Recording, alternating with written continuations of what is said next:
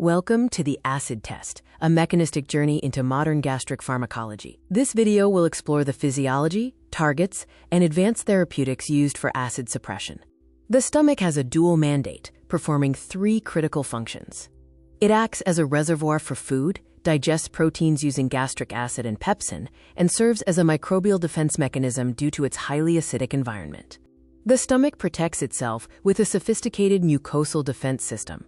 The key components include a mucus gel layer, bicarbonate to neutralize acid, and a robust blood supply for rapid healing. Prostaglandins are master regulators, stimulating mucus and bicarbonate secretion.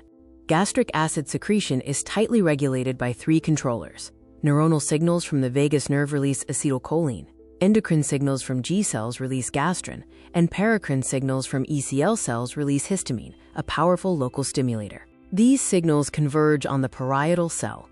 Acetylcholine, gastrin, and histamine bind to receptors, activating internal pathways that lead to the final common pathway for acid secretion, the H plus K plus ATP ACE. Somatostatin provides negative feedback when pH drops below 3.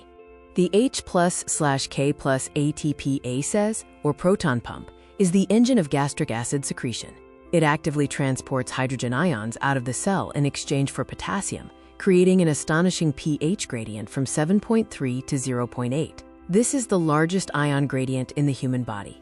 Proton pump inhibitors, or PPIs, are prodrugs that undergo a four-step mission. They are absorbed, transit systemically, accumulate and activate in the acidic parietal cell, and then irreversibly inactivate the proton pump.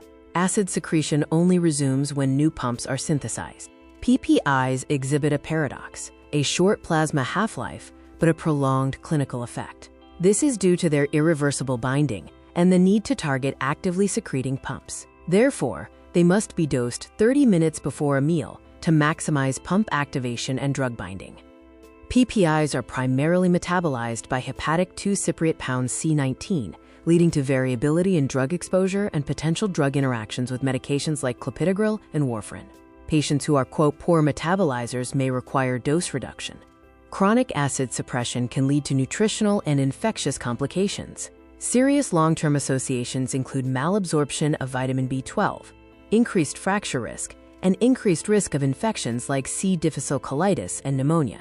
Potassium-competitive acid blockers, PCABs, are a newer class of drugs. They are weak bases that accumulate in the canaliculi and competitively block the potassium binding site on the proton pump. They are active drugs that bind reversibly to both active and inactive pumps. Comparing PPIs and PCABs shows key differences.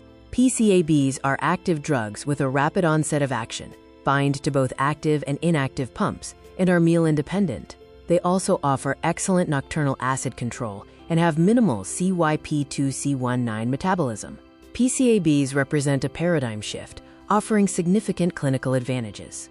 They are faster, stronger, simpler due to meal-independent dosing, and more reliable since their efficacy is not dependent on CYP2C19 genotype. Before PPIs, H2 receptor antagonists were the standard. They reversibly compete with histamine, suppressing about 70% of 24-hour acid. While effective for nocturnal acid, tolerance can develop. Famotidine is currently preferred due to its cleaner profile. The journey to control gastric acid has evolved from blocking a single signal with H2 blockers to irreversibly inactivating the pump with PPIs, and now to directly commanding it with PCABs. The tools have become remarkably more sophisticated, offering greater precision,